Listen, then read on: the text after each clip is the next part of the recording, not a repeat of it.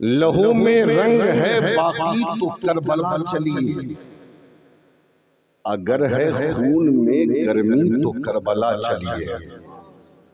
लहू में रंग है बाकी तो करबला चलिए, अगर है खून में गर्मी तो करबला चलिए। नबी के नाम पर दरिया बहा रहे हैं हुसैन, नबी के नाम पर दरिया बहा रहे हैं हुसैन। किसी को चाहिए पानी तो करबला चलिए, किसी को चाहिए पानी तो करबला चलिए, किसी को चाहिए पानी तो करबला चलिए। और मेरे हुसैन का सजदा बड़ा निराला है। देखिए मैं ज्यादा बुलवाता नहीं, लेकिन कम से कम अल्लाह की पाकी तो बयान कर लीजिए। जरा मोहब्बत से बोले या रसूलुल्लाह, रसूलुल्लाह की रिसालत का ऐलान तो कीजिए। आप बोलिए या रसूलुल्लाह। मेरे हुसैन का सजदा बड़ा निराला है। उस एक सजदे ने इस्लाम को संभाला है, उस एक सजदे ने इस्लाम को संभाला है। और जो बच गया, जो बच गया अली अकबर की जद से करबल में, उसे तबस्सुमे असगर ने मारा है। नारे तकबीर, नारे रिसालत, खानदाने मुस्तफा, अज़मत हुसैनी, सब्र अली असगर, शोहदाए करबला कॉन्फ्रेंस, उसे तबस्सुमे असगर ने मार डाला है। और कत्ले हुसैन असल में मर्गे यजीद है। इस्लाम जिंदा होता है हर करबला के बाद। हजरात आप दुनिया पर एक सरसरी नजर डालें। इंसान जब तक जिंदा रहता है उसके हाथ भी काम करते हैं, उसका पैर भी काम करता है, उसकी आंखें भी काम करती हैं, उसकी जबान भी काम करती है, उसके जिस्म के दिगर आज़ा भी काम करते हैं। मतलब ये है इंसान जब जिंदा रहता है उसका हाथ है जो पकड़ने का काम करता है, उसका पैर है जो चलने का काम करता है, उसकी आंखें हैं जो देखने का काम करती हैं, उसके कान हैं जो सुनने का काम करते हैं, उसकी जबान है जो बोलने का काम करते हैं, उसका जिस्म है जो हरकत करने का काम करता है। ये इंसानी फितरत है कि जिसका हाथ काम करे वो जिंदा है, जिसका पैर काम करे वो जिंदा है, जिसकी आंख काम करे वो जिंदा है, जिसके कान काम करे वो जिंदा है, जिसके जिस्म के आज़ा काम करे वो जिंदा है। मतलब ये है जिसका हाथ हरकत करे वो जिंदा है, जिसका पैर हरकत करे वो जिंदा है, जिसकी आंखें देखने लगे वो जिंदा है, जिसकी कान सुनने लगे वो जिंदा है, जिसका जिस्म हरकत करने लगे वो जिंदा है। लेकिन जिसका हाथ काम करना छोड़ दे उसे लोग जिंदा नहीं कहते, जिसका पैर हाथ का काम करना छोड़ दे उसे लोग जिंदा नहीं कहते, जिसकी आंखें देखना छोड़ दे उसे लोग जिंदा नहीं कहते, जिसके कान सुनना छोड़ दे उसे लोग जिंदा नहीं कहते, जिसके जिस्म हरकत करना छोड़ दे उसे लोग जिंदा नहीं कहते। अगर वो जिंदा नहीं है तो है क्या? जिसका पैर चलना छोड़ दे वो मुर्दा है, जिसका हाथ हरकत करना छोड़ दे वो मुर्दा है, जिसका जिस्म हरकत करना छोड़ दे वो मुर्दा है, जिसकी जबान बोलना बंद कर दे वो मुर्दा है, जिसकी आंखें देखना बंद कर दे वो मुर्दा है, जिसके कान सुनना बंद कर दे वो मुर्दा है। लेकिन मैं देख ये रहा हूँ कि करबला की सरजमीन पे या जंग के मैदान में हाथ कटा हुआ है, कुरान कहता है जिंदा है, पैर कटा हुआ है, कुरान कहता है जिंदा है, आंखें निकली हुई है, कुरान कहता है जिंदा है, जिससे घोड़े दौड़े हुए हैं, कुरान कहता है जिंदा है, जिस्म हरकत नहीं कर रहा है, कुरान कहता है जिंदा है। अरे नबी का गुलाम कटने के बाद जिंदा है तो मदीने का ऐलान क्यों है? नारे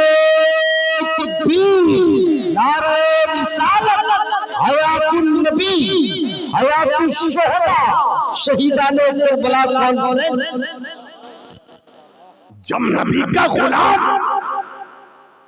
हाथ कटने के बाद जिंदा, पैर कटने के बाद जिंदा, आंख निकलने के बाद जिंदा, जिस्म के टुकड़े होने के बाद जिंदा, जिस्म से घोड़े दौड़ा दिए गए, फिर भी कुरान कहता है जिंदा। अब बताओ, जब नबी का गुलाम गर्दन कटने के बाद नेज़े पे चल के कुरान पढ़े तो मुस्तफा मदीने में रहकर हमारा सलाम क्यों नहीं? जब उनके गदा भर देते हैं शाहाने जमाना की झोली, अरे मोहताज का जब ये आलम है, मोहताज का आलम क्या होगा। इसीलिए तो हम घर में रहते हैं सलाम पढ़ते हैं, दुकान में रहते हैं सलाम पढ़ते हैं, मस्जिद में रहते हैं सलाम पढ़ते हैं, मदरसे में रहते हैं सलाम पढ़ते हैं। अगर हमसे पूछोगे तो हम ये कहेंगे इसलिए हम सलाम पढ़ते हैं कि हमारा अकीदा है कि मुस्तफा मदीने में रहकर गुलामों को देखते भी है, सलाम को सुनते भी है, गुलामों को देखते भी है, सलाम सलामत समाज भी करते हैं। क्यों? इसलिए कि मेरा नबी जिंदा, हमारा कुरान जिंदा, हमारा दीन जिंदा, हमारा हुसैन जिंदा, हमारा हुसैन जिंदा। उसी जिंदा हुसैन की बात जिंदगी इसके साथ सुन लो। समझ रहे हैं? अच्छा ये बताएं, बात समझ में आ रही है? माइक डिस्टर्ब नहीं कर रहा है? बात समझ में आ रही है? बात समझ में आनी चाहिए। अगर माइक डिस्टर्ब करेगा तो हम इस चीज को बर्दाश्त कर लेंगे कि माइक की आवाज कम करें, लेकिन हमारी मेहनत से अगर आपके दिलो दिमाग में हमारी बातें न जाएं तो फिर वो बेकार है। ठीक है? तो बात समझ में आनी चाहिए। अपने आका हुसैन का जिक्र करने चले हैं। आहा, मकसूद भाई, मकसूद भाई, आज लोग बहुत बहुत डींगे हाँकते हैं। हाँकने दी, हुसैन जिससे चाहते हैं अपना जिक्र करवाते हैं, और हुसैन जिससे चाहते हैं अपनी महफिल सजवाते हैं। हुसैन जिसको चाहते हैं अपने महफिल में बुलाते हैं। मकसूद साहब आ गए, करबला वाले सुल्तान ने चाहा तभी। मौलाना खालिद साहब आ गए, करबला वाले सुल्तान ने चाहा तभी तो। गौहर साहब आ गए, करबला वाले सुल्तान ने चाहा तभी तो। ये साहब आ गए, वो साहब आ गए, आप आए, हम आए। ये हमारा एहसान नहीं है, करबला वाले सुल्तान ने हमें बुलाया है। हमें उसी सुल्तान के बचपन की एक तारीख जिसका ताल्लुक डायरेक्ट करबला से। आपका नाम क्या है? हैदर चिश्ती साहब। तबीयत आपकी ठीक नहीं है, मैं दुआ करता हूँ कि अल्लाह ताला करबला वाले के सदक़े आपको सेहत कामला आजला अता फरमाए। आमीन आमीन, मेरी दुआ है। और आप लोग भी दुआ कर दें, अल्लाह किसकी दुआ कबूल कर ले। जरूरी नहीं कि मौलवी की दुआ कबूल हो, अल्लाह का हर बंदा दुआ करने का इख्तियार रखता है। रब जिसकी दुआ कबूल कर ले ये उसकी रहमत। दुआ करना हमारा काम है, कबूल करना रब का काम है, रब की मर्जी है। तो जरा एक खूबसूरत तारीख अपने आका हुसैन की सुन लो। मेरी माँ बहनों, तुम भी घर में बैठी हो, तुम भी सुनो, तुम्हारी बातें भी इसमें है। हमारे यहाँ हो, आपके यहाँ हो, पूरे हिंदुस्तान में नहीं पूरी दुनिया का हाल ये है कि जब 29 रमजान की तारीख आती है ना, तो लोग यही सोचते हैं कि आज चांद निकलेगा कि नहीं। जो दिन में एक रोजा रखता है वो तो सोचता है नहीं निकले तो अच्छा है, गिनती पूरी हो। लेकिन जो दिन भर में 2-3 रोजा रखता है वो सोचता है कि जल्दी निकले।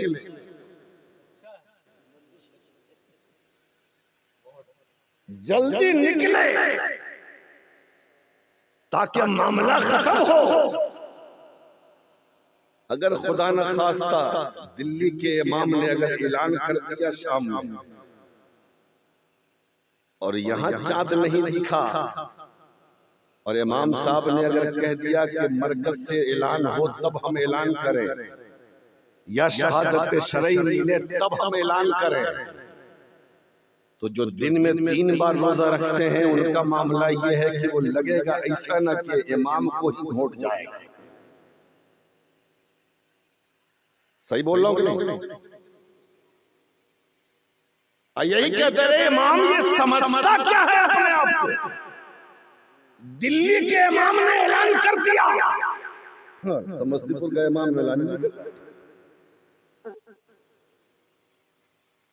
तो सबको खुशी होती है। खासकर 29 रमजान में जब चांद निकलता है ना तो ईद की खुशी सबको होती है, समझ रहे हैं।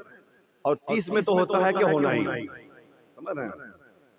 ऐसे ही मदीने में 29 रमजान की तारीख है, जरा जोर से बोले, जोर से। मदीने में 29 रमजान की तारीख है। बड़े भी खुशियां मना रहे हैं, बूढ़े भी खुशियां मना रहे हैं, जवान भी खुशियां मना रहे हैं, औरतें भी खुशियां मना रही हैं, बच्चे भी खुशियां मना रहे हैं, बच्चियां भी खुशियां मना रही हैं। सब जबान पे एक ही नारा है, अगर आज ईद का चांद निकल आया तो कल तो गाना अदा किया जाएगा। आज अगर ईद का चांद निकल आया तो कल नए कपड़े पहने जाएंगे।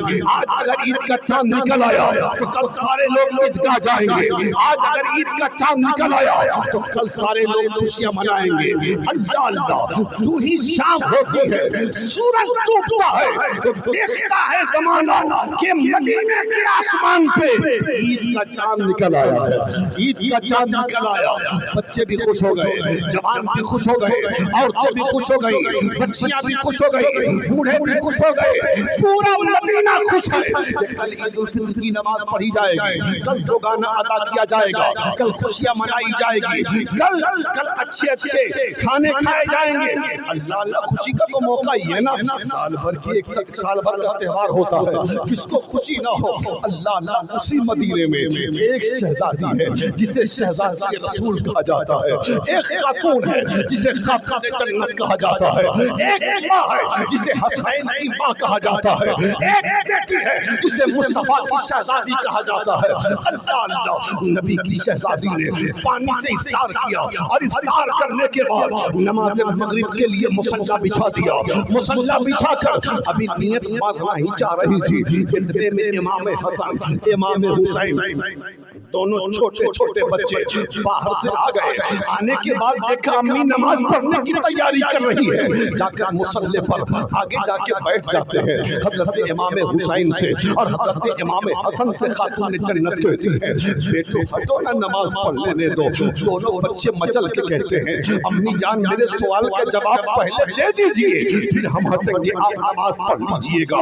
हजरत खातून जन्नत ने कहा, मेरे बच्चों बताओ, सुना है मदीने में ईद का चांद निकल आया है, क्या ये बात सही है? हाँ मेरे लाल, ये बात सही है। मेरी अम्मी जान ये तो बताइए, कल सारे लोग ईदगाह जाएंगे ना? हाँ मेरे लाल, सारे लोग ईदगाह जाएंगे। कल तो गाना अदा किया जाएगा ना? हम मेरे लाल, सारे लोग गाना अदा करेंगे। सारे लोग नए नए कपड़े पहनेंगे ना? हम मेरे लाल, सारे लोग नए नए कपड़े पहनेंगे। इतना जवाब जब मिल गया तो खातून ने जन्नत के सामने दोनों बच्चों ने अर्ज किया, अम्मी जान सारे लोग तो नए नए कपड़े पहन के जाएंगे, लेकिन ये तो बताइए हम कौन सा कपड़ा पहन के जाएंगे, हम कौन सा लिबास पहन के जाएंगे?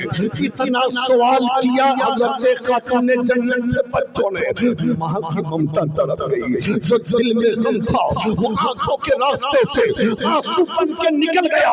अपने दुपट्टे में नबी की शहजादी ने अपने आंसुओं को जज्ब किया है ताकि बच्चों की नजर आंसुओं पे न पड़ जाए। और जज्ब करने के बाद हजरत खातून जन्नत कहती है, बेटा बेटा तुम वही कपड़े पहन के जाओगे जिस कपड़े को तुमने अभी पहन रखा है, वही लिबास पहन के जाओगे जिसको अभी तुमने पहन रखा है।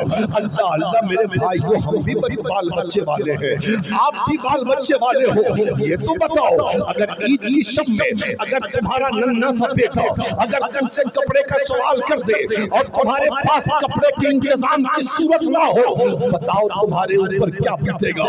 इसलिए आज के हालात ये हैं कि बड़े बाप का हाल या माँ का हाल ये है कि वो पुराने कपड़े तो पहन लेते हैं, लेकिन अपने बच्चों के लिए, अपनी बेटियों के लिए, छोटे छोटे नौनिहालों के लिए, चाहे कर्जा करके, चाहे किसी से उधार लेकर बच्चों के लिए नया कपड़ा सिलवा देते हैं। इसलिए कि नया कपड़ा पहनना बच्चों का शौक होता है, इसलिए वो जानते हैं अगर ये पुराना पहन के जाएगा। और बच्चों में से किसी बच्चे ने बच्चे से कह दिया, अरे भाई तुम्हारे बाप ने तुम्हें नया कपड़ा पर सिला के नहीं दिया, तुम बच्चे का दिल टूट जाएगा।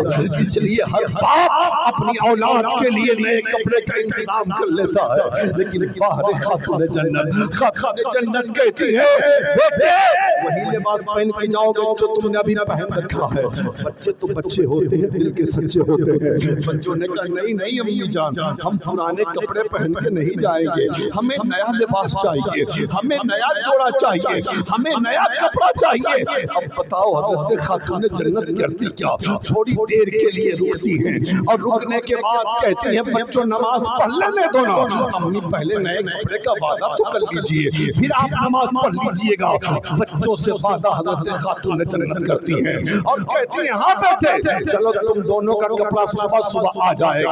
हज़रत खातून जन्नत ने जब ये कहा तो दोनों बच्चे पलट के कहते हैं अपनी जान दर्जी की सारी दुकानें बंद हो गई है, दर्जी की सारी दुकानें बंद हो गई, ये दुकानें उस वक्त खुलेंगी जब ईद की नमाज मुकम्मल हो गई होगी। ऐ मेरी अम्मी जान जब कल कपड़ा आएगा तो सिलेगा क्या? अल्लाह अल्लाह। हज़रत खातून जन्नत कहती है बेटे तुम दोनों का दर्जी सिलाया कपड़ा लेके आया, तुम दोनों का दर्जी सिलाया कपड़ा लेके आएगा। अल्लाह अल्लाह। तुम दोनों का दर्जी क्या कहा? किसने कहा? खातून जन्नत ने। तुम दोनों का दर्जी सिलाया कपड़ा लेके आएगा। दोनों बच्चे मुसल्ले से हट गए। नबी की शहजादी ने नमाज पढ़ा, नमाज पढ़ने के बाद बच्चों को खिलाया पिलाया, उसके बाद सुला दिया। ऐशा की नमाज का वक्त आया, ऐशा की नमाज पढ़ा खातून जन्नत ने। ऐशा की नमाज के बाद जब पूरा मदीना नींद की आगोश में था तो हमने आलम तसौरात में खातून जन्नत से पूछा, ऐ नबी की शहजादी खातून जन्नत आपने हसनैन से कपड़े का वादा कर लिया, नए लिबास का वादा कर लिया, नए जोड़े का वादा कर लिया, आखिर नया जोड़ा लाएंगी कहां से? मदीने की सारी दुकानें बंद हो गई, मदीने के सारे बाजार बंद हो गए, मदीना की सारी मार्केट बंद हो गई, लाएंगी कहां से इंतजाम होगा?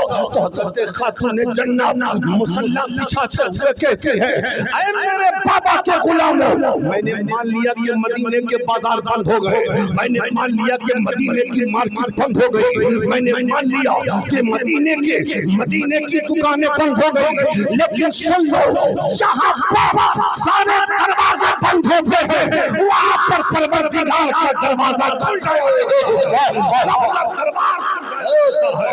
जो किसी दर से पूरा नहीं होता रब ताला के दरबार से पूरा होता। मुसल्ला बिछा दिया, जाना है ना? तैयारी हो रही है?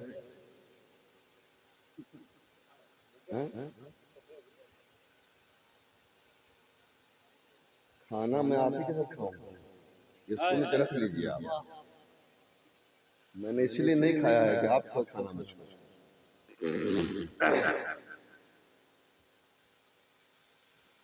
खातून जन्नत ने मुसल्ला बिछाकर रात के सन्नाटे में सर को सजदे में रख के क़यामत तक आने वाली इस्लाम की शहजादियों को सबक दिया। ऐ इस्लाम की शहजादियों, अगर जिंदगी में कभी उतार चढ़ाव आए, जिंदगी में कभी कोई परेशानी, जिंदगी में कभी कोई मुसीबत, जिंदगी में तमन्नाएं अगर अधूरी रह जाएं, तो न बाप से शिकवा करना, न शौहर से शिकवा करना, न भाई से शिकायत करना, बल्कि रात के सन्नाटे में वैसे ही मुसल्ला बिछाना जैसे मदीने में ज़ाकरा में मुसल्ला बिछाना है। और दिल की आरज़ू अपने रब से कहना, अपने रब से कह देना दिल की आरज़ू। खातून जन्नत ने मुसल्ला बिछा दिया, हाथ को हवा में लहरा दिया और कहती है मेरे मालिक तू अलीम व खबीर है, तू दिलों के राज से वाकिफ है, तू सब जानता है, तू ये भी जानता है कि तेरी बंदी फातिमा ने कभी झूठ नहीं बोला, कभी झूठा वादा नहीं किया। मेरे पालनहार मैंने बच्चों के इसरार की वजह से बच्चों से नए जोड़े का वादा कर लिया है। मेरे मालिक अगर सुबह बच्चों को नया कपड़ा ना मिला ना तो फातिमा हमेशा के लिए बच्चों के सामने झूठी हो जाएगी। मेरे परवरदिगार मेरे ऊंचे हुए हाथों की लाज रख ले।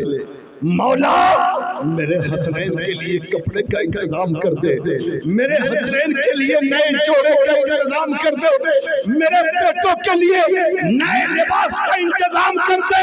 अल्लाह अल्लाह रात भर रोती रही नबी की शहजादी, लेकिन जो ही सुबह की सफेदी नमूदार होती है कोई दरवाजे पे दस्तक दे रहा है, अंदर से आवाज आई कौन? बाहर से आने वाले ने कहा हसनैन का दर्जी हूँ, कपड़ा लेकर आया। क्या कहने, माशाल्लाह माशाल्लाह। जी जी जी हसनैन का दर्जी हूँ, क्या कहने, हसनैन का दर्जी हूँ, कपड़ा लेकर आया हूँ। हजरत खातून जन्नत ने दरवाजा खोला, कायदी गैबी समझ कायदे गैबी समझ कर वो तश्त ले लिया जिसमें कपड़ा था, पर्दा हटाया तो देखा एक कपड़ा लाल है, एक कपड़ा हरा है। अल्लाह अल्लाह। हजरत खातून जन्नत ने शुक्राने के तौर पर 2 रकात नमाज पढ़ी और कहते हैं मेरे मालिक तूने फातिमा के उठे हुए हाथों की लाज रख ली है, तूने हसनैन के लिए कपड़े का इंतजाम कर दिया है। मौला तेरा लाख लाख शुक्र है। दोनों बच्चे बेदार हुए, नया कपड़ा देखकर बहुत खुश हुए। हजरत खातून जन्नत ने दोनों बच्चों को नहलाया धुलाया, आंखों में सुरमा लगाया, इत्र में मुअत्तर किया और अभी नया कपड़ा पहना ही रही थी, इसलिए कि हरा लिबास हजरत इमाम हसन ने पसंद किया था और लाल हजरत इमाम हुसैन ने पसंद किया था। अभी दोनों बच्चे को हजरत खातून जन्नत कपड़ा पहना रही थी, इतने में शब असरा के दूल्हा आ गए, इमामुल अंबिया आ गए, खत्मुर रसूल आ गए, बानिए इस्लाम आ गए, साहिब कौसर आ गए, साक़िए कौसर आ गए, साहिब कुरान आ गए, मुस्तफ़ा ने रहमत आ गए। दूर से नए लिबास में नवासों को देखा तो मुस्कुरा पड़े और यूं मुस्कुराए जान सी गलियों में मर गई, यूं नक्शा हुए थे गुलिस्तान बनाते। माशाअल्लाह माशाअल्लाह।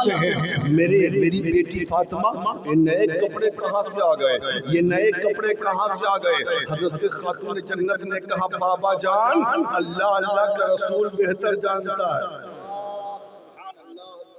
अब यहीं पर रुक कर एक बात कह दूं, झगड़ा वाली बात नहीं, ये सच्ची बात है। हजरत इमाम हसन इमाम हुसैन ने जब कपड़े का सवाल किया था तो नबी थे नहीं, हजरत फातिमा ने जब वादा किया तो मुस्तफा थे नहीं, रात के सन्नाटे में मुसल्ला बिछाया तो नबी थे नहीं, कपड़ा आया तो नबी थे वहां नहीं। फिर भी खातून जन्नत कहती हैं अल्लाह अल्लाह का रसूल बेहतर जानता है, इसलिए कि वो जान रही है जो नबी होता है वो हर खुली हुई और छुपी हुई चीजों को जानता है। तो नबी ने भी ये नहीं कहा कि बेटी फातिमा मैं क्या जानूं, नबी ने भी ये नहीं कहा मैं क्या जानूं, मैं तो ताई। मुस्तफा फरमाते हाँ हाँ मेरी बेटी, हाँ क्या फरमाते हैं सुन लो। मेरे आका फरमाते हैं बेटी जब बच्चों ने कपड़े का वादा तुमसे करवा लिया और रात के सन्नाटे में तुमने वादा कर लिया और रात के आखिरी पहर जब तुमने मुसल्ला बिछा कर रब की बारगाह में दुआ की तो रब ने कहा जिब्राइल जल्दी करो, जन्नत से 2 जोड़े ले लो और हसनैन के बेदार होने से पहले फातिमा के घर पहुंचा दो, ताकि जब हसनैन बेदार हो तो फातिमा को हसनैन को कपड़ा मिल सके, हसनैन को कपड़ा मिल सके। नबी फरमाते हैं वो कपड़ा लाने वाले कोई और नहीं जिब्राइल थे। अब जरा देखिए, नबी फरमाते हैं कपड़ा लाने वाले जिब्राइल, और कपड़ा लाने वाला कहता है हसनैन का दर्जी हूँ कपड़ा लेके आया हूँ, हसनैन का दर्जी हो कपड़ा लेकर आया हूँ। मुस्तफा फरमाते हैं ऐ बेटी, कपड़ा लाने वाले जिब्राइल, कपड़ा भेजने वाला खुदा, कपड़ा जन्नत से आया था। पता चला हुसैन उस साथे गिरानी का नाम है जिनका दर्जी बनकर बिल्कुल सीधा। बहुत माशाअल्लाह, ये मकाम हसनैन। बहरहाल पहना दिया, सजा दिया, सवार दिया। सुन रहे हैं आप? सुन रहे हैं? पहना दिया, सजा दिया, सवार दिया। हसन के हाथ में नाना की दाहिनी उंगली पकड़वा दी, हुसैन के हाथ में नाना की बाएं उंगली पकड़वा दी। दोनों नवासों को लेकर मुस्तफा चले हैं कहाँ? ईदगाह का। अभी थोड़ी दूर आगे चले, इमाम हसनैन अर्ज करते हैं नाना जान कपड़ा चाहिए था, मिल गया, लेकिन हम लोग देख रहे हैं जितने भी बच्चे हैं अपनी अपनी सवारियों पर सवार होके जा रहे हैं। नाना जान हमें भी सवारी दे दीजिए। अल्लाह अल्लाह, मेरे मुस्तफा ने कह दिया होता अबू बकर मेरे बच्चों के लिए सवारी लाओ, एक नहीं सैकड़ों सवारी आ गई होती। उमर मेरे हसनैन के लिए सवारी लाओ, एक नहीं सैकड़ों सवारी आ गई होती। उस्मान मेरे हसनैन के लिए सवारी लाओ, एक नहीं हजारों सवारी आ गई होती। लेकिन मुस्तफा ने किसी को सवारी लाने का हुक्म नहीं दिया, बल्कि रसूल फरमाते हैं हसन सवारी चाहिए, आओ मेरे दाहिने कांधे पे सवार हो जाओ, ये तुम्हारी सवारी है। हुसैन आओ मेरे बाएं कांधे पे सवार हो जाओ, ये तुम्हारी सवारी है। अल्लाह अल्लाह, दोनों कांधे पे सवार हो गए। अब दोनों बच्चे आगे बढ़े हैं, थोड़ी दूर आगे चले हैं। फिर दोनों बच्चों ने अर्ज किया नाना जान कपड़े चाहिए थे, कपड़े मिल गए। सवारी चाहिए थी, सवारी मिल गई। लेकिन जब एक सवार किसी सवारी पर सवार होता है तो उस सवारी की लगाम उस सवार के हाथ में होती है। नाना हमें भी लगाम दे दीजिए। अगर हम और आप होते तो इनकार कर देते, लेकिन मुस्तफा जान रहे थे अगर इनकार करूंगा तो हसनैन का दिल टूट जाएगा। मेरे नबी ने कभी हसनैन का दिल तोड़ना गवारा न किया, तो मेरे रसूल फरमाते हैं हसन लगाम चाहिए, और मेरे दाहिने तरफ के जुल्फ को पकड़ लो, ये तुम्हारा लगाम है। हुसैन लगाम चाहिए, मेरे बाएं तरफ के जुल्फ को पकड़ लो, ये तुम्हारा लगाम है। मेरे आका ने अपने जुल्फों का लगाम बनाकर और हसनैन के हाथ में देकर दुनिया वालों को पैगाम दिया, ऐ दुनिया वालों मैं हसनैन से मोहब्बत करता हूँ, तुम भी हसनैन से मोहब्बत। माशाअल्लाह, कपड़े मिल गए, सवारी मिल गई और लगाम मिल गया। अब चल रहे हैं दोनों बच्चे नाना के कांधे पे सवार होकर। ईदगाह करीब है, ईदगाह करीब है। तो आका फरमाते हुसैन और कुछ चाहिए? नहीं नाना का कुछ का नहीं, कपड़े चाहिए थे मिल गए, सवारी चाहिए थी मिल गई, और लगाम चाहिए था मिल गया, अब नहीं चाहिए। तो रसूल फरमाते हैं हुसैन अब मुझे चाहिए था। जरा जोर से, यहीं से करबला शुरू होता है। कहां से? यहीं से करबला शुरू होता है। हुसैन अब मुझे चाहिए, तुमसे दोगे? हुसैन कहते हैं नाना सब तो दिया हुआ आपका। नाना हुसैन के पास है क्या क्या देगा? सारी अमानतें तो आपकी, सारी दौलत आपकी, सारा अता किया हुआ आपका। हुसैन वादा करो दोगे? कहा क्या नाना बोलिए तो। कहा एक वादा,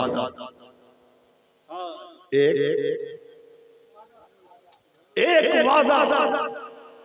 कहा बोलिए ना नाना कैसा वादा? कहा पूरा करोगे? हाँ नाना करूंगा। पूरा करोगे? नाना करूंगा। सोच लो, नाना सोच लिया। समझ लो, नाना समझ लिया। हुसैन सुन लो, वादा पूरा करने में 6 माह का बेटा भी देना पड़ सकता है, दोगे? नाना दूंगा। 18 साल का लाल देना पड़ेगा, दोगे? नाना दूंगा। 22 साल का भतीजा देना पड़ेगा, दोगे? नाना दूंगा। 45 साल का भाई देना पड़ेगा, दोगे? नाना दूंगा। 7-8 साल का भांजा देना होगा, दोगे? नाना दूंगा। ऐ हुसैन, इस वादा को पूरा करने के लिए अपना वतन छोड़ना होगा, छोड़ दोगे? नाना छोड़ दूंगा। घर बार छोड़ना होगा, छोड़ोगे? नाना छोड़ दूंगा। अपना कुंबा लुटाना होगा, लुटाओगे? हाँ नाना लुटा दूंगा। 3 दिन का भूखा प्यासा रखना रहना होगा, रहोगे? नाना रहूंगा। अपनी जान देनी पड़ेगी, दोगे? नाना दे दूंगा। तब मेरे मुस्तफा फरमाते हैं, हुसैन वादा करो कि जिस तरीके से आज मैंने तुम्हें अपने कांधे पे बैठा कर ईदगाह पहुंचाया है, कल मैदान करबला में जब मेरी उम्मत की कश्ती बीच मझधार में डूबने वाली होगी, तो तुम्हें भी मेरी उम्मत की कश्ती को अपने कांधे पे उठाकर किनारे से लगाना हो। बेशक बेशक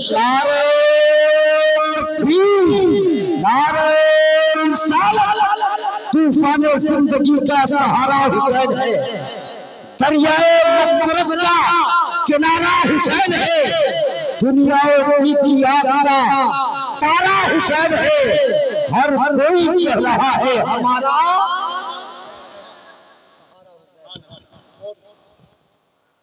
अल्लाह अल्लाह। रसूल फरमाते, हुसैन जिस तरीके से आज मैंने तुझे कांधे पे उठाकर ईदगाह पहुंचाया, कल मैदान करबला में जब मेरी उम्मत की कश्ती बीच मझधार में डूबने वाली होगी, हुसैन तब मेरी उम्मत की कश्ती को कांधे पे उठाकर तुम्हें गिराने से लगाना होगा। हुसैन जब मैदान करबला में यजीदियत पनपती होगी और मेरी शरीयत को अपनी तबीयत में बदलने की नापाक कोशिशें की जा रही होंगी, जब इस्लाम के आईन से खिलवाड़ किया जा रहा होगा, हुसैन तुझे अपना लहू देकर अपने कुंबे को कुर्बान करके कुरान भी बचाना है, इस्लाम भी बचाना है। तो हुसैन वादा करते हैं, नाना नाना हुसैन ये वादा करता है कि हुसैन घर तो छोड़ देगा, वतन छोड़ देगा, कुंबा कटा देगा, अपनी गर्दन दे देगा, अपने जिस्म का लहू दे देगा, लेकिन जब तक हुसैन की रगों में एक एक कतरा लहू बाकी है, किसी यजीदियत को पनपने नहीं दिया जाएगा। और हुसैन अपना एक एक कतरा लहू देकर इस्लाम के हर खाने में ऐसी सुर्खी भरेगा जिसकी लाली क़यामत तक बाकी है। अल्लाह अल्लाह। और इमाम ने मैदान करबला में वादा किया था कितनी उम्र में? बचपन में। अब पूरा किया कब? 56 साल की उम्र में। कितने साल की? 56 साल की उम्र में। आज हमारा हाल क्या? अभी वादा किया कल भूल गए, सुबह वादा किया शाम को भूल गए, शाम को वादा किया सुबह भूल गए, है ना? लेकिन इमाम बचपन में वादा कर रहे हैं और 56 साल की उम्र में पूरा कर रहे हैं। इसलिए कि वादा वफा करना एक मोमिन की बहुत बड़ी पहचान है। जो साहिब ईमान होता है, जिसका ईमान कामिल होता है, वो वादा खिलाफ ही नहीं करता बल्कि वो वादा पूरा करता। इसलिए तो जब इमाम मक्का से करबला जाने लगे ना, तो सहाबा किराम ने मना किया मक्का के लोगों ने मना किया, अकीदतमंदों ने मना किया, चाहने वालों ने मना किया, हुजूर मत जाएं आपके बाप के साथ, आपके भाई के साथ। कूफा वालों ने बेवफाई की थी, कूफा वालों ने गद्दारी की थी, आपके अब्बा वहीं शहीद कर दिए गए, वहीं आपके अब्बा को कत्ल कर दिया गया। लेकिन इमाम कहते नहीं, जब हुसैन ने वादा कर लिया तो हुसैन वादा पूरा करेगा। और इमाम वादा पूरा करने के लिए करबला गए भी। आज तो लोग ऐसे ही सिर्फ बस जलसा करा लो मुहर्रम में हुसैन के नाम, बस काफी है। मैं कहता हूं इस कौम को अगर राह रास्त पे लाना हो ना, इन्हें करबला सुनाओ, ताकि इनको पता चले आज जो हमारे समाज में आज हमारे हालात जितने बिगड़े हैं, आज जो हमारे अंदर इख्तिलाफ, झगड़ा, लड़ाई, तूफान बदतमीजी, ये सब जो हो रही है ना, बस ऐसे ही कुछ जानते नहीं। मुहर्रम आया से या हुसैन या हुसैन या हुसैन, एक वक्त की नमाज नहीं, एक दिन का रोजा नहीं, एक दिन की तिलावत नहीं, सिर्फ हुसैन का नाम लेने से इस्लाम बचेगा नहीं। हुसैन से सच्ची मोहब्बत है तो सिर्फ नाम नहीं बल्कि किरदार हुसैन अपनाकर सच्चा हुसैन बनने की जरूरत है। सिर्फ साल में एक मरतबा हम जलसा कर लिए, मिलाद कर लिए, या हुसैन या हुसैन या हुसैन या हुसैन बस कर लिया, हो गया नहीं। या हुसैन भी करेंगे हम, लेकिन तारीख के करबला से जो पैगाम मिला, पर पैगाम जो करबला देता है हमें, उस पैगाम को हमें मानना होगा, उस पैगाम पे हमें अमल करना होगा। हजरात, हम वो शहादत की सारी तारीखें हम छोड़ते हैं, क्योंकि ये तो आम तौर पे आप सुनते ही रहते हैं, हमेशा जलसे होते हैं, कभी अली अकबर की शहादत, कभी कासिम की शहादत, कभी अब्बास अलमबरदार की शहादत, कभी मदीना से रवानगी, कभी मक्के से रवानगी, वगैरह वगैरह। ये सारी चीजें सुनते रहते हैं इमाम हुसैन की शहादत तक। लेकिन शहादत इमाम के बाद बहुत सारे लोग पूछते हैं ना कि भाई शहादत इमाम हुसैन के बाद हुआ क्या? इमाम हुसैन शहीद हो गए, उसके बाद क्या हुआ? तो ये आम तौर पे सुनाया भी नहीं जाता, अब बहुत सारे लोगों को सुनने का मौका भी नहीं मिलता। तो मैं चाहता हूं कि माबादे करबला की मुकम्मल तारीख तो बयान नहीं की जा सकती, लेकिन कुछ तो बयान किया जा सकता है। अरे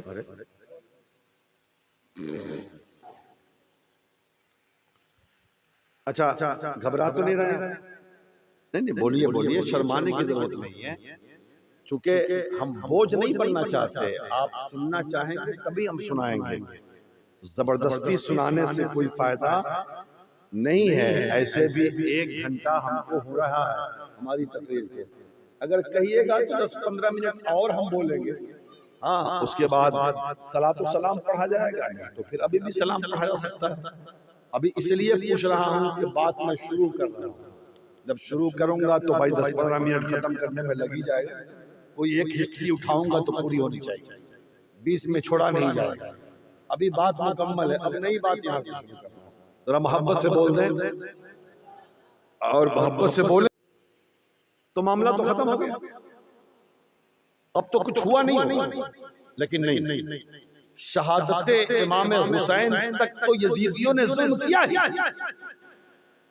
पानी बंद कर दिया, खाना बंद कर दिया, और बेशुमार खेमे जले वगैरह वगैरह बहुत सारे हुए, सबको मार डाला।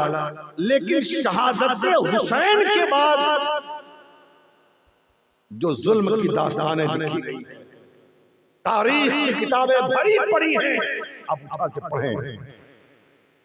जब इमाम हुसैन का सर से जुदा कर दिया गया ना, तो इन जालिमों ने 10 घोड़सवार को इकट्ठा किया, और जो शोहदा के बबला की जो लाशें पड़ी उन लाशों को घोड़े की टापों से रौंदा गया।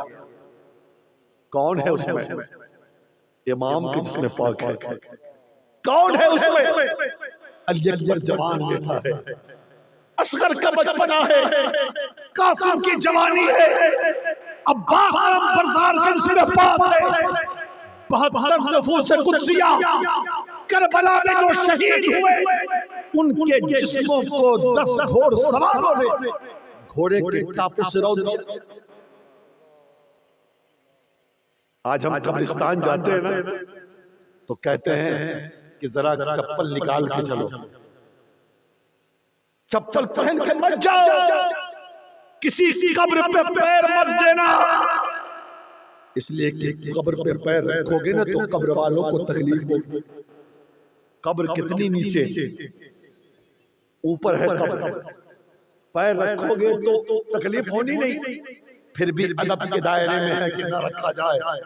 लेकिन बताओ गुलिस्तान फातिमा के वो चश्मो चिराग जिनकी लाशें गोरों कफन मैदान करबला में पड़ी है, और जिन्हें ज़ालिम यजीदियों ने घोड़े की टापों से जिसके जिस्म के टुकड़े टुकड़े किए गए, जिनके जिस्म से कपड़े उतार लिए गए, ये जुल्म की दास्तान, ये छोटी मोटी दास्तान नहीं है। आज हमारे घर में किसी का इंतकाल हो जाता है तो लगता है कि पूरे मोहल्ले में शोक की लहर है, लेकिन बताओ जिसका सब कुछ लुट गया हो मैदान करबला में, जिसका सब कोई कुर्बान हो गया हो मैदान करबला में, जिसका कोई नहीं बचा हो मैदान करबला में, उनके घर वालों का हाल क्या होगा?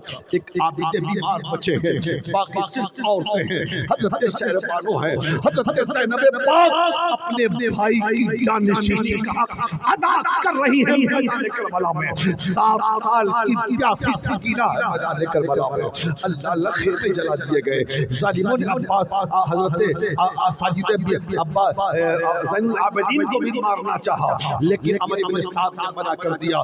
लेकिन हम जनाब वो शाम की तारीख बयान करने की कोशिश कर रहे हैं, जिसे शाम गरीबा कहते हैं, दर्द और अलम की शाम, गम और परेशानी की शाम, दिक्कत और मुसीबत की शाम, जो शाम आती जा रही है, सारा मुसीबत बढ़ती जा रही है। अल्लाह अल्लाह बताओ, हजरत सकीना है, हजरत ज़ैनब पाक है, 3 दिन की भूखी प्यासी है, शाम का सन्नाटा छा गया, अल्लाह अल्लाह रात हो गई। रात के सन्नाटे में यजीदियों ने बैठकर मीटिंग किया कि हमारी लड़ाई तो हुसैन से थी, हमने हुसैन को मार दिया, हमारी जंग खत्म हो गई, हम जीत गए, इसलिए इंसानियत का तकाजा ये है अब हुसैन के खेमे में पानी भी जाना चाहिए, हुसैन के खेमे में खाना भी जाना चाहिए। ये तो मशवरा हो गया, लेकिन ये हुआ कि खाना पानी लेके जाएगा कौन?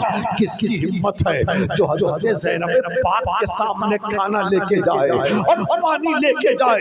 किसके अंदर इतनी ताकत है जो हुसैन की बहन के सामने, अली शहजादी के सामने, फातिमा की नूरे नजर के सामने खाना लेके जा सके, पानी लेके जा सके? उसमें से किसी ने कहा हजरत हुर की बेवा है हमारे पास, उनको ले जाके दीजिएगा ना तो वो लेके जाएंगी। हजरत हुर की बेवा को तैयार किया गया कि तुम खाना पानी लेकर ज़ैनब के पास जाओ। वो तो चाहती ही थी कि किसी तरीके से इन जालिमों के खेमे से निकलकर खेमे अहले बैत में जाने का मौका मिले, ताकि उनकी गुलामी में अपनी जिंदगी गुजार दिया जाए।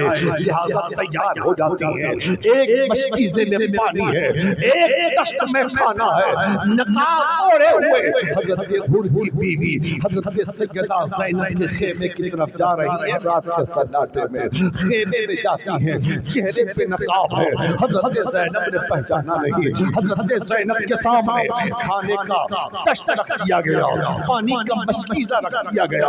हजरत ज़ैनब पाक कहती हैं ये क्या है? कहा ये खाना है, ये पानी है। हजरत सैयदा ज़ैनब कहती हैं हटाओ यहाँ से खाने को, यहाँ से पानी को। अरे अब पानी लेकर आई हो जब पीने वाले चले गए, अब खाना लेकर आई हो जब खाने वाले चले गए, अब कोई पानी पीने वाला भी नहीं है और कोई खाना खाने वाला नहीं है। हजरत ज़ैनब ने जब ये कहा और जलाल में हजरत ज़ैनब को देखा हजरत हुर की बेवा ने, तो कदमों पे गिर के कहती है, सैयदा मुझे पहचानती है आप? कहा कौन हो तुम? कहा मैं उसी हुर की बेवा हूँ जिस हुर ने आपके भाई हुसैन के नाम पर अपनी जान दे दी है। आप इस दाने पानी को, खाना पानी को अगर कबूल न करेंगे तो यजीदी ताना देंगे कि तुम्हारा शौहर तो हुसैन के लिए अपने आप को कुर्बान कर गया, लेकिन हुसैन की बहन तो तुम्हारा ले जाया हुआ खाना पानी भी लेने को तैयार नहीं है। सैयदा ले लीजिए, सैयदा ये दाना ले लीजिए, ये पानी ले लीजिए। जब हजरत हुर का नाम सुना, सैयदा ने खाना भी कबूल कर लिया और पानी भी कबूल कर लिया। सैयदा के बगल में हजरत सैयदा सकीना 7 साल की बेहोश प्यास की वजह से पड़ी हुई है। हजरत सैयदा सकीना को हजरत ज़ैनब ने जगाया कि बेटी उठो पानी पी लो, लेकिन प्यास की ऐसी शिद्दत थी और इस कदर कमजोरी और नकाहत का आलम था कि हजरत सैयदा सकीना की आंख नहीं खुली। थोड़ा सा पानी हाथ में लिया सैयदा ज़ैनब ने मशकी जैसे, और लेने के बाद सैयदा सकीना के चेहरे पे मारा। हजरत सैयदा सकीना ने आंखें खोल दी और खोल कर कहती है, फूफी ज़ैनब क्या पानी आ गया नहरे फुरात से? क्या चाचा अब्बास पानी लेके आ गए क्या? हजरत ज़ैनब पाक कहती है, ऐ बेटी सकीना, चाचा अब्बास तो जाके कौसर पीकर हमेशा के लिए सैराब हो गए। नहरे फुरात से चाचा अब्बास तो पानी लेके नहीं आए हैं, लेकिन यजीदियों ने पानी भिजवाया है, यजीदियों ने खाना भिजवाया है। हजरत ज़ैनब कहती है, बेटी सकीना पानी पी लो, बेटी सकीना खाना खा लो। अब जरा गौर कीजिएगा, जुमले पे गौर कीजिएगा। तकरीर तो हमेशा सुनते रहते हैं, लेकिन दिल के दर्द की ये दर्द भरी दास्तान सुनिए कि सब्र और शुक्र की जो दास्तान करबला की सरजमीन पर हुसैन और हुसैन के मानने वालों ने रकम की है, जिसकी रोशनी आज भी कायम है। हजरत सकीना कहती है, फूफी जान पहले आप पी लीजिए ना, पहले आप पी लीजिए ना, फिर कोई पिएगा। आज हमारे बच्चों का, आपके बच्चों का हाल क्या है? भूखे होते हैं तो बच्चे लड़ते हैं कि पहले हमें दो, पहले हम खाएंगे, पहले हम पिएंगे, है ना? लेकिन बाहर हुसैन की बेटी, कुर्बान जाओ उनके सब्र और शुक्र पे। कहती है, चची ए फूफी जान पहले आप पी लीजिए ना, पहले आप खा लीजिए। तो हजरत ज़ैनब पाक कहती है, बेटी सकीना इस वक्त करबला में चमनिस्तान फातिमा में तुमसे छोटा कोई नहीं, तुमसे छोटा कोई नहीं। और नाना फरमाते हैं कि पहले छोटे पीते हैं फिर बड़ा पीता है, पहले छोटा पीता है फिर बड़ा। सकीना पहले तुम पी लो फिर कोई पिएगा। इतना जब सुना ना सकीना ने, हैदर चिश्ती साहब, इतना सुना ना जब सैयदा सकीना ने, बेहोश थी, लेटी हुई थी, तड़प के बैठ गई, तड़प के बैठ गई और बैठ के कहती है, क्या कहा फूफी? पहले छोटे पीते हैं ना? हाँ बेटी पहले छोटे पीते हैं, पहले छोटे पीते हैं ना? हाँ छोटे पीते हैं। हजरत सैयदा सकीना ने एक छोटा सा कटोरा लिया है और कटोरे में मशकीज़े से पानी भरा और पानी भरने के बाद खेमे से निकली और मैदान करबला की तरफ उधर भागी चली जा रही है, जिस तरफ शोहदाए करबला की लाशें बेखौफ कफन पड़ी है। हजरत सैयदा ज़ैनब ने देखा कि क्या हो गया, सोचा कि लगता है सुबह से शाम तक अपनों का खून देखते देखते हो सकता है दिमाग काम न कर रहा हो सकता है औसान खता कर गए हो, इसलिए सकीना मैदान करबला की तरफ भागी जा रही है। हजरत सैयदा सकीना आगे आगे, पीछे से ज़ैनब पाक भी दौड़े दौड़ी जा रही है।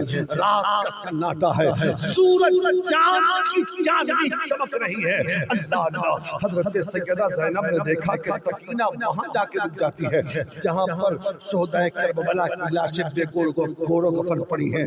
एक तरफ पानी का वो कटोरा रखा हजरत सैयदा सकीना ने, और उसके बाद जो लाशें पड़ी थी ना, कटी पीटी लाशें, उस लाशों में कुछ तलाश कर रही है हजरत सैयदा सकीना।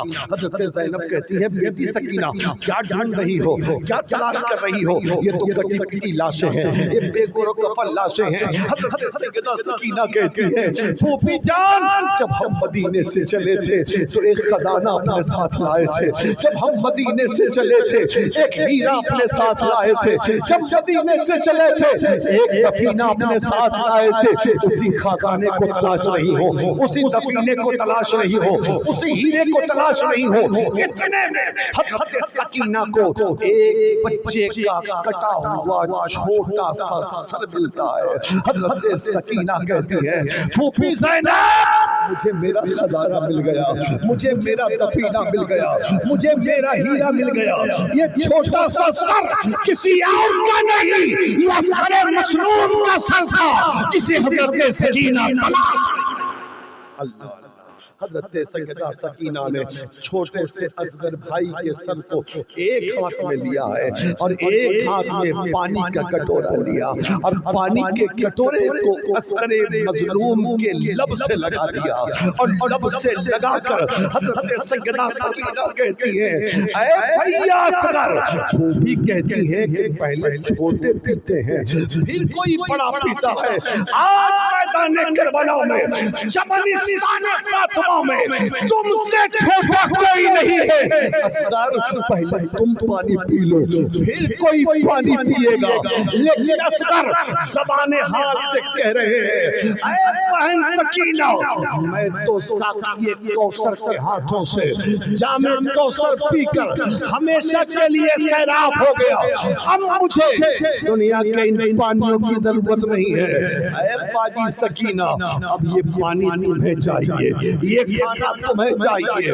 पता चला सब्र और शुक्र की दास्तान हुसैन के मानने वालों ने और हुसैन के घर वालों ने जो मैदान करबला में कायम किया था और मुरतब किया था, जिसकी खुशबू आज तक फैलती जा रही है। हजरत सैयदा सकीना बेहोश हो जाती है। हजरत सकीना को ज़ैनब गोद में उठाकर खेमे में लाती है। एक आखिरी बात सुन लीजिए 5 मिनट की, और उसके बाद मैं अपनी तकरीर खत्म करूंगा। क्या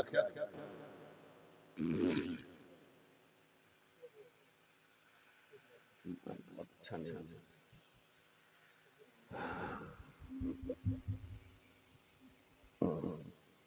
हजरात सुन रहे, बात समझ आ रही है? बात समझ आ रही है? हजरत सैयदा सकीना को लाकर खेमे में रखा करते थे।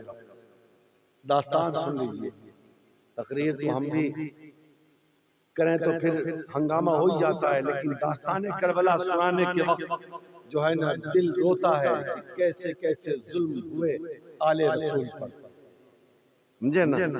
आज तक वैसा जुल्म न हुआ। हजरत सैयदा सकीना को ज़ैनब खेमे में लाके रखी। अब अचानक हजरत ज़ैनब को ख्याल आया कि हो सकता है कोई यजीदी इस शोहदाए करबला की लाश के साथ बेहुरमती करे। अब कोई मर्द तो नहीं है आबिद बीमार के अलावा,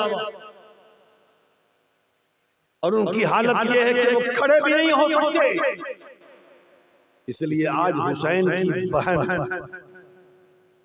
इस काम को करेगी। हजरत ज़ैनब ने अपनी छोटी सी टूटी हुई तलवार ली और खेमे से निकल गई शोहदाए करबला की लाशों का पहरा देने के लिए। खड़ी है, पहरा चल रहा है ज़ैनब। इतने में हजरत ज़ैनब क्या देखती है पता है? कि एक साया चलते हुए हजरत ज़ैनब के करीब आ रहा है। एक साया हजरत ज़ैनब के करीब आ रहा है। हजरत ज़ैनब को जलाल फरमाती हैं, अब किस लिए आए हो? सब तो लूट लिया तुम लोगों ने, सबको मार डाला, कासिम को भी मार डाला, अकबर को भी मार डाला, असगर को भी मार डाला, और मोहम्मद को भी मार डाला। अब्बास अलमबरदार को भी मार डाला, मेरे भाई हुसैन को भी मार डाला, खेमे भी जला दिए, सकीना की बाली में तुम लोगों ने छीन लिया। अब किस लिए, अब क्या चाहिए तुम्हें? मत आना। अगर आओगे तो सुन लो, ज़ैनब अपनी तलवार से तुम्हें मार डालेगी। लेकिन जितना ये बोल रही है वो साया और करीब से करीब आता जा रहा है। जब साया बहुत करीब आया ना और ये बोलती जा रही है, अचानक आवाज आई उस साये से, बेटी ज़ैनब। हजरत ज़ैनब आवाज पहचान गई, कहती हैं ये तो बाबा अली की आवाज। कहती है बाबा। हाँ बेटी मैं बाबा हूं। कब आए हैं हम? अब जाहिर बात है कोई अपने को मुसीबत में देखता है तो गम बढ़ जाता है ना। कब आए हैं हम? बाबा जब अकबर की जवानी लुट गई तब आए हैं। जब कासिम की जवानी पे घोड़े दौड़ गए तब आए हैं। जब अब्बास का बाजू काट दिया गया तब आए हैं। जब मोहम्मद के बचपने पे घोड़े दौड़ा दिए गए तब आए हैं। जब भैया हुसैन शहीद हो गए तब आए हैं। हजरत मौला अली शेर खुदा रज़ी अल्लाह ताला अन्हु फरमाते, बेटी ज़ैनब क्या तुम सोच रही हो कि मैं अब आया हूं? क्या तुम सोच रही हो मैं अब आया हूं? नहीं, मैं तो सुबह से करबला में। जरा जोर से बोले। अब मैं तना नहीं, तुम्हारी अम्मी फातिमा भी, तुम्हारे नाना मुस्तफा भी, हम सब लोग एक साथ रहकर अपने हुसैन का इम्तिहान देख रहे थे। अब मेरा हुसैन इम्तिहान में कामयाब हो गया। अब वो जन्नत में मैं मिल के आ गया। सब लोग जन्नत में पहुंच गए, बहुत थके हुए थे, वो जन्नत में आराम कर रहे हैं। बेटी ज़ैनब अब यहां से तुम्हारा इम्तिहान शुरू हो रहा है। मैं तुम्हारा इम्तिहान देखने आया। हुसैन का इम्तिहान मुकम्मल, जीत का सेहरा, फतह का सेहरा हुसैन के सर पे सजा दिया गया। हुसैन जन्नत में आराम कर रहे हैं, लेकिन ज़ैनब यहां से तेरा इम्तिहान शुरू। लेकिन बहन बेटी ज़ैनब सुन लो, जिस तरीके से हुसैन ने इस बात को साबित किया कि वो अली का लाल है, फातिमा का दूल्हा है। बेटी ज़ैनब तुम्हें भी साबित करना होगा कि तुम अली की बेटी हो, फातिमा की नजर हो। समझ रहे हैं? उसके बाद वो साया रुपोश हो जाता है। रात भर हजरत ज़ैनब पहरा देती है। कल होके जब 11 मुहर्रम की तारीख आती है ना, तो फिर ये काफिला चला है कूफे से करबला से कूफा के लिए। ये सबको पता है कि नंगी पीठ पर ख़वातीन इस्लाम को बैठाया गया, आबिद बीमार के हाथ पैर में हथकड़ियां पहना दी गई। जो वक्त है ना उसमें एक बहुत खूबसूरत तारीख पेश कर दी, शायद कि आपका दिल मचल जाएगा। कूफा शहर से पहले, हैदर साहब कूफा याद रखिएगा। देखिए तकरीर का कभी कभी मतलब ये होता है कि उसको कुछ याद भी रखा जाए। समझ रहे हैं ना? सारी बातें नहीं तो कुछ तो बात याद रखनी चाहिए। कूफा शहर से पहले यहाँ इब्न ज़ियाद रहता था। शाम हो गई, सिपाहियों ने मशवरा किया कि ऐसा है ना, हम लोग रात में अब कूफा नहीं जाएंगे, कल सुबह जाएंगे। लिहाजा वो काफिला एक बहुत ही खूबसूरत घर के सामने पास जाकर रुका। एक घर था बहुत लंबा चौड़ा खूबसूरत सजा सजाया। सिपाहियों ने कहा घर का मालिक कौन है? तो एक ज़ईफ़ा निकल के कहा मैं हूं। कहा रात भर ठहरने रुका नहीं, मैंने घर इसलिए बनाया है कि सबसे पहले मेरे आका इसमें कदम रखेंगे तब कोई ठहरे। तुम्हें नहीं ठहरने देंगे। क्या तुम्हें पता नहीं है कि हम इब्न ज़ियाद को सिपाही हैं? क्या कुछ भी रहो। लेकिन चूंकि ज़ईफ़ा थी, जालिम तो थे ही, ठहराया ढूंढा नहीं, अगर तुमने नहीं ठहरने दिया तो हम इस जात से शिकायत करेंगे, फिर देखना तुम्हारा हाल क्या है। कहा ठीक है चलो ठहर जाए। फिर उस ज़ईफ़ा ने पूछा कि ये बताओ कि ये जो खवातीन हैं जो नकाबपोश हैं, जिनको नंगी पीठों पे तुमने बैठा रखा, ये कौन है? ये बागी हैं सब, ये बागी जो सर रखे हैं ना बागियों के, उनके रिश्तेदार हैं। कहा ठीक है इनके घर में एक जगह रखो इनको। कहा ठीक है खाना जो है ना हमें खिलाना, इन बागियों को मत देना, बागियों के रिश्तेदारों को। उस औरत ने कहा सुनो ऐसा हम नहीं कर सकते, तुम्हें भी खाना देंगे और इनको भी खाना खिलाएंगे, तुम्हें भी खाना देंगे और इनको भी हम खाना खिलाएंगे। अल्लाह अल्लाह, ठीक है। सिपाही खाना खा के सो गए। अब वो जो ज़ईफ़ा थी ना, वो खाने का तश्त लेकर, पानी लेकर हजरत सैयदा ज़ैनब के सामने आई और खाना रखा। अब गौर करना यहीं से, जब खाना रखा ना तो खाना और पानी देखकर हजरत सैयदा ज़ैनब की चीख निकली और चीख के साथ ये जुमला निकला, भैया हुसैन। अब खाना आया है, अब पानी आया है। जब हुसैन का नाम उस नकाबपोश खातून सैयदा ज़ैनब की ज़बान से उस औरत ने, ज़ईफ़ा ने सुना तो चौंक गई। समझ रहे हैं? वो चौंक गई। अब यहीं पर रुक कर एक बात कह दूं, वो ज़ईफ़ा कौन थी? वो घर पर था, ये भी सुन लीजिए। हजरत इमाम हुसैन की एक खादिमा थी, हजरत इमाम हुसैन की खादिमा थी। जब वो ज़ईफ़ा हो गई, नाम क्या था पता है? बीबी शीरीन। क्या नाम था? बीबी क्या नाम था? नाम तो याद कर लीजिए, क्या नाम था? बीबी शीरीन। शीरीन, बीबी शीरीन नाम था। जब ज़ईफ़ा हो गई, हजरत इमाम हुसैन ने कहा शीरीन अब तुम ज़ईफ़ा हो गई, कमजोर हो गई, अब जाओ घरू बनाओ और घर में पूरी जिंदगी गुजारो, अपनी आराम करो, अब खिदमत की जरूरत नहीं है। बीबी शीरीन कहती है नहीं आका, मैं तो रहूंगी आपकी खिदमत में। इमाम कहते नहीं। कहा ठीक है मैं जाऊंगी, लेकिन एक शर्त है। कहा क्या शर्त है? पहले वादा कीजिएगा। क्या वादा? कहा मैं घर इसी शर्त से बनाऊंगी कि जब मेरा घर बन जाए ना तो आप एक रात के लिए मेरे घर मेहमान बनेंगे, एक रात के लिए मेरे घर मेहमान बनेंगे, इसी शर्त पर मैं घर बनाऊंगी, जाऊंगी। ये तो नहीं। इमाम मुस्कुरा के कहते हैं शीरीन अरे मैं तन्हा नहीं, मैं पूरे खानदान के साथ एक रात के लिए तुम्हारे घर का मेहमान बनूंगा। ये घर बीबी शीरीन का था। बीबी शीरीन ने वो घर बनाया था और सजाया था, और रोज सुबह से लेकर शाम तक बाहर आके बैठती, इमाम का इंतजार करती, इसलिए कि यकीन था कि जब इमाम ने वादा कर लिया है तो आज नहीं तो कल आएंगे। समझ रहे हैं? वो ज़ईफ़ा वही थी बीबी शीरीन। वो कौन थी? बीबी शीरीन, जिन्होंने खाना ला के रखा था ज़ैनब के सामने।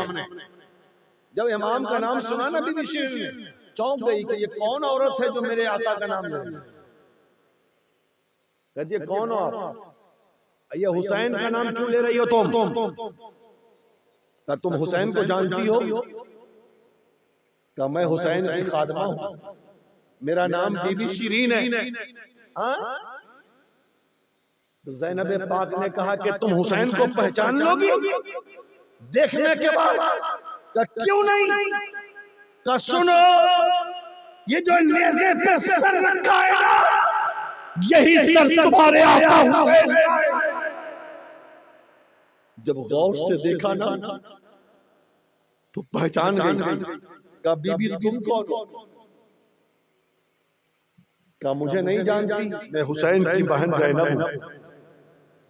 अल्लाह अल्लाह, जब नेज़े पे सर देखा ना तो शीरीन की जबान से निकलता क्या है? आका क्या कोई ऐसे भी मेहमान बनता है क्या? गौर करना, आका हुसैन ने कहा था बीबी मैं तन्हा नहीं मेहमान बनूंगा, पूरे कुंबे के साथ। हुसैन ने कत्ले के बाद भी वादा पूरा किया। बीबी शिरीन कहती है आका कोई ऐसे भी मेहमान बनता है क्या? तारीखों में आता है होश आता बेहोश होती, होश आता बेहोश होती, होश आता बेहोश होती, यही कैफियत रात भर रही और सुबह होते ही रूह कब्ज़ से ये कहते हुए परवाज कर गई कि जब मेरा आका हुसैन न रहा, जब मेरा आका हुसैन दुनिया से चला गया तो मेरी जिंदगी का कोई मकसद नहीं है। और उसके बाद रूह कब्ज़ से परवाज कर गई और जान निसारा ने हुसैन में एक नाम का और इजाफा हो। ये है हुसैन जिनके नाम पर न जाने कितने लोगों ने अपनी गर्दनें और अपनी जानें कुर्बान कर दी। हज़रात तारीख बहुत लंबी है, बस मैं अपनी बात को समेट रहा हूं ये कहते हुए मेरे भाई कि करबला का एक ही पैगाम, वो क्या मालूम है? 2 लफ्जों में इमाम कहते हैं मैंने सजदे में सर कटाकर हुसैनियों को पैगाम दिया कि कभी नमाज न छोड़ो, और कटा हुआ सर नेज़े पे चढ़ के कुरान पढ़ा, ये बता रहा है कि कभी कुरान। तो करबला का पैगाम क्या है? कभी नमाज नहीं छोड़ना, कभी कुरान नहीं छोड़ना। और आज हम यही दोनों चीज छोड़, न नमाजी पढ़ते हैं न कुरानी पढ़ते हैं, और कहते हैं हम अपने आप को पक्का हुसैनी। नहीं, जो पक्का हुसैनी है उसे नमाज भी पढ़नी चाहिए और उसे कुरान की तिलावत भी करनी चाहिए। आज हमारे मुल्क के हालात क्या हैं वो जानते हैं, और जरूरत इस बात की है कि सुन्नत शब्बीरी अदा किया जाए, किरदार हुसैनी अपनाया जाए, और कोई हमारा मददगार नहीं है सिवाय अल्लाह अल्लाह के रसूल के। लेकिन आज भी हम नहीं समझते, आपस में लड़ना, आपस में झगड़ना, आपस में इख्तिलाफ, अपने नामो नमूद के खातिर काम करना, बस यही रह गया। लोग सोचते हैं कि हमारा नाम लोग खूब कायदे से लेके फला साहब है, ये फला साहब है, ये फला साहब है। अरे यार, 2 फरिश्ते तुम्हारे पास हमेशा रजिस्टर लेके बैठे हैं, वहां नाम लिखवा वहां, ताकि जब मैदान में वो 10 दास्तान और वो रजिस्टर खोला जाए तो तुम्हारा नाम सुर्खियों में अच्छे काम करने वाले। और अगर कोई अच्छा काम करता है, अच्छे काम की तरफ कदम बढ़ाता है, तो हमारी जिम्मेदारी है कि हम उसका हौसला बढ़ाएं, हम उसको दुआएं दें, हम उन लोगों का साथ दें जो दीन के काम के लिए आगे बढ़े। अगर कोई टांग खींचता है ना, कोई अगर परेशान करने की कोशिश करता है ना, तो समझ लो उसके अंदर इखलास नहीं, वो सिर्फ अपने लिए कर रहा है, दीन के लिए। रही बात इबादतों, हम किसी को कह सकते हैं कि नमाज पढ़ो, किसी को कह सकते हैं कि दाढ़ी रखो, किसी को कह सकते हैं कि इबादत करो, कुरान पढ़ो, लेकिन किसी का मजाक उड़ाना हमारी आदत नहीं। इसलिए कि हम नहीं जानते कि आप नमाज पढ़ते कि नहीं, हम क्यों आपको परेशान करेंगे। हमारा पैगाम आम है, मुसलमानों नमाज पढ़ो, मुसलमानों रोजा रखो, झूठ मत बोलो, आपस में इख्तिलाफ मत करो, चुगली मत करो, चोरी मत करो, अय्याशी मत करो, गलत काम मत करो, वो काम करो जिससे पता चले कि तुम सच्चे हुसैन। समझ रहे? और ये बुजुर्गों के नाम के जो जलसे हैं ना, ये मिलाद है ना, ये बहुत बरकत की चीज है। जरूरी नहीं कि आप 10,000 20,000 के खतीब को बुला के आप तकरीर करवाएं। आप मोहल्ले के इमाम साहब से बात काम तकरीर करवा लें, मस्जिद के इमाम साहब से तकरीर करवा लें, इलाकाई नात खां से नात पढ़वा लें, सवाब उतना ही है अगर खुलूस है। अगर खुलूस नहीं तो 40,000 का खतीब बुला लें, 50,000 का शायर मंगा लें, 1-1.5 कट्ठा में किसी का नाम छाप दें, कोई फायदा नहीं। इसलिए कि अल्लाह पोस्टर में नाम नहीं देखता, बंदे के दिल की नीयत देखा करता। कोई अगर नामे हुसैन के नाम के जलसे को खराब करने की कोशिश करता है तो फिर समझ लें हम ये कहेंगे कि उसे अब किससे दुश्मनी। अब हुसैन के नाम का जलसा है, वो क्यों खराब करना चाहे? कोई अपने आका के नाम के जलसे को भी खराब करेगा? नहीं। आज बहुत सारी जगह पैसा हो रहा है, यही की बात नहीं कर रहा हूं। पूरे देश, चूंकि सोशल मीडिया के जरिए बातें पूरे मुल्क में जाती है, इसलिए बोल रहा हूं। इसलिए हुजूर के नाम का जलसा, इमाम हुसैन के नाम का जलसा, गौसे आजम के नाम का जलसा, गरीब नवाज के नाम का जलसा, मखदूम अशरफ के नाम का जलसा, आला हजरत के नाम का जलसा, दुनिया में जहां भी हो वो हमारा जलसा। हमारा नाम हो चाहे न, उससे क्या फर्क पड़ता है? बात तो हमारे अपनों की है, तस्करा तो हमारे अपनों का है ना, जिक्र तो हमारे आकाओं का है ना। कैसे आकाओं का बंदा हूँ रजा, बोल वाले मेरी सरकार, मेरे आका का जिक्र जो करे है ना, वो हमारा अपना है।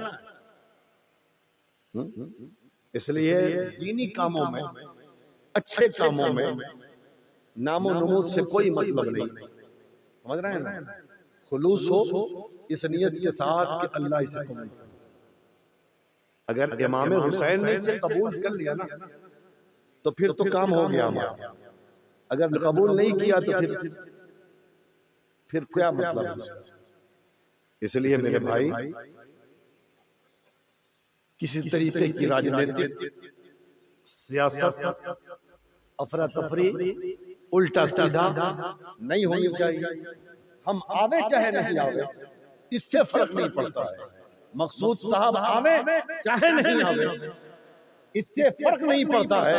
गौहर साहब आवे चाहे नहीं आवे, इससे फर्क नहीं पड़ता है। समझ रहे हैं ना?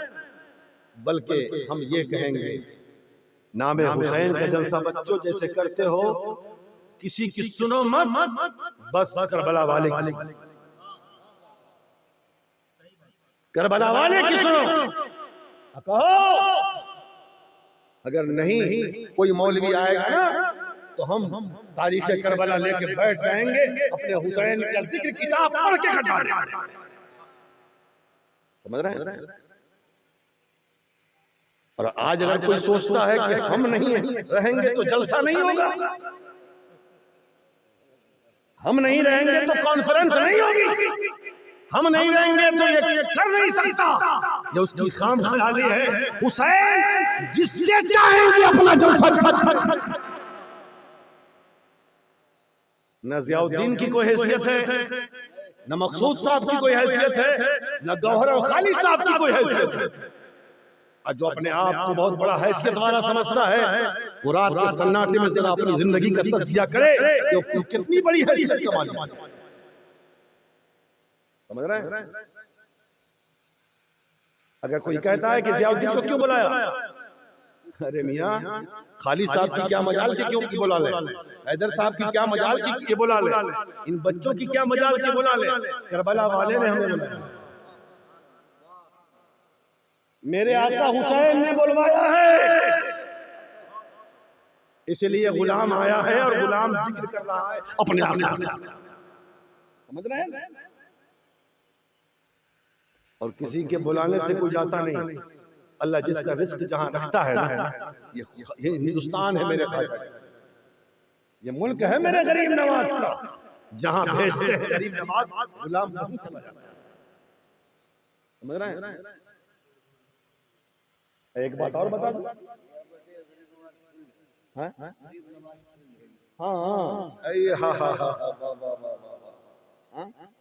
तो ये मतलब मुल्क हमारे खाजा हम रियाया है उनके, वो बादशाह हैं, वो जहां भेजेंगे हम जाएंगे। खाजा है कौन? हुसैन के बेटे ही तो हैं, बेटे के नाम का जो फील्ड है उस फील्ड में आका का नाम का जिक्र हो रहा है, समझ रहे हैं? इसलिए और एक बात बताओ, अगर एक आदमी हमें कोई ना बुलावेगा जलसे में तो क्या हम भूखे रह जाएंगे? अल्हम्दुलिल्लाह मैं न चंदे वाला मौलवी, न तावीज गंडे वाला मौलवी, न किसी को टोपी पहनाने वाला मौलवी, न चूना लगाने वाला मौलवी, तकरीर भी करता हूँ, बिजनेस भी करता हूँ, नबी की तिजारत है, सुन्नत है बिजनेस, है ना सुन्नत। अगर कोई ये कहता है कि ये मौलवी तो दुकान चलाता है तो क्या हो गया? हजरत इमाम आजम कपड़े की तिजारत करते थे, जिनके हम मुकल्लिद हैं कपड़े की तिजारत करते थे, औरंगजेब आलमगीर ने 50 साल तक हिंदुस्तान पे हुकूमत की, उन्होंने भी तिजारत की है, टोपी सिलकर कुरान की किताबत करके हदिया किया है, उसी से अपना घर चलाया है। तो तिजारत करना मेरे मुस्तफा की और बुजुर्गों की सुन्नत है। हम हर मौलवी से कहते हैं चंदा मत करो, तावीज लिखो, फ्री में कौम की खिदमत करो, है ना? ठीक है, खुद कफील बनो, मेहनत से कमाओ, पसीने से पसीना गिरा के कमाओ, ठीक है? आज हम चाहे मदरसा खोल, हमारे लिए कौन बड़ी बात मदरसा खोलना, अल्हम्दुलिल्लाह आज चाहे मदरसा खोल अपने नाम से, अब पूरे मुल्क में चंदा करे, अब खूब गुलछड़े उड़ावे, उड़ा तो लेंगे, बाद मौत क्या होगा? हमने कहा जितने मदरसे खुल गए ना वही चल जाएं, ये बहुत अच्छी बात है। जितने मदरसे खुल गए हिंदुस्तान में वही चल जाएं, बहुत बड़ी बात है। अब घर घर में मदरसा खुलने से क्या फायदा? पढ़ने वाले बच्चे नहीं मदरसा खोले क्या होगा? इसलिए हम तिजारत करेंगे, जायज रिज़्क कमाने के लिए कोशिश करेंगे, जिसका हुक्म शरीयत में भी है, हुजूर ने भी फरमाया।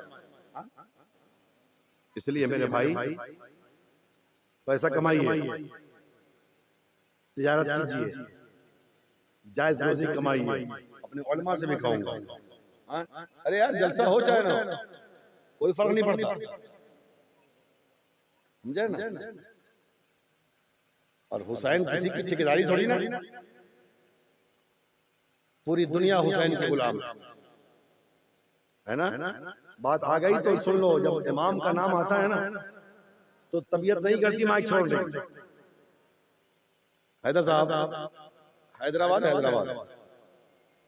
हैदराबाद में एक लेडीज हिंदू औरत भाषण कर रही थी, भाषण, बहुत बड़ा मैदान था, उस मैदान में पूरी भीड़ थी, हिंदू भी थे, मुसलमान भी थे, ज्यादा हिंदू थे, क्योंकि जब भाषण होता है नेताओं का तो लोग जाते ही है ना।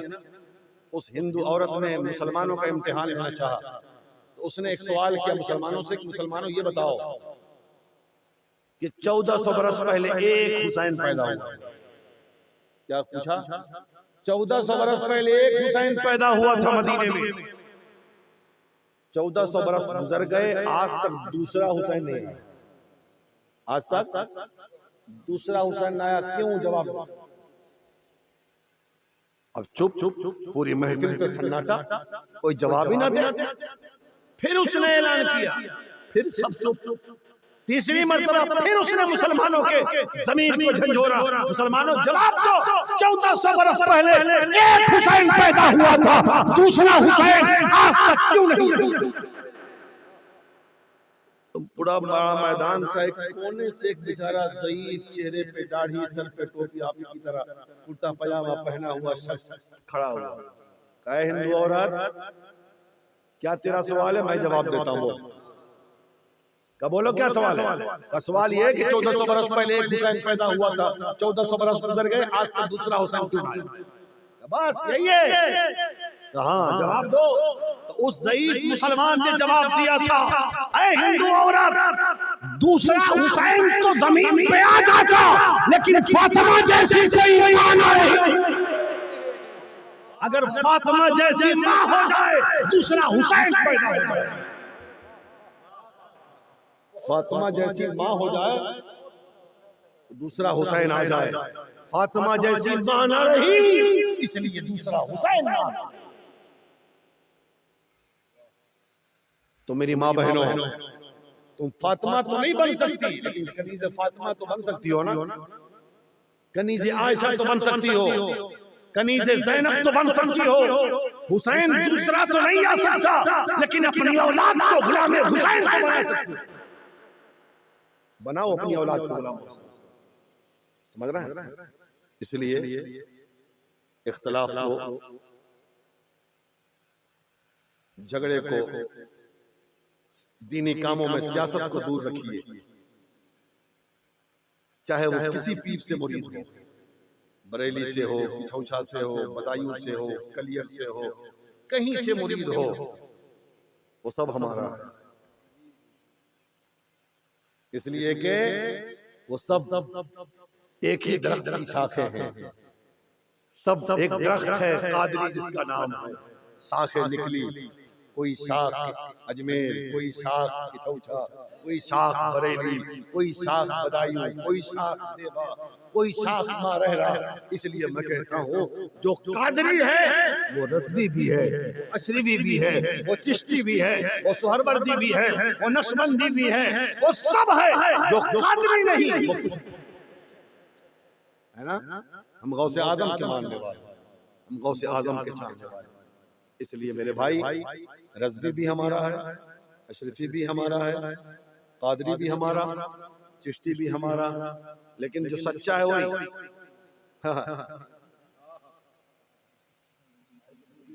रज़वी सच्चा है वो हमारा, अशरफी सच्चा है वो हमारा।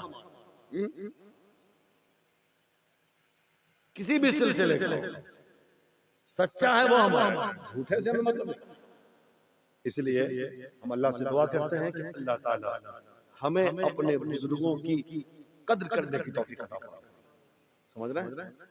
हमें अपने बुजुर्गों से सच्ची मोहब्बत करने की तौफीक अता फरमाए। गरीब नवाज भी हमारे हैं, मखदूम पाक भी हमारे हैं, देवा शरीफ वाले वारिस पाक भी हमारे हैं, महररा के